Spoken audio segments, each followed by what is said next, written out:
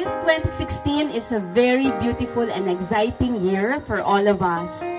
And I know that last March 26 naman, our ambassador, Catherine Bernardo, celebrated her birthday, her 20th birthday.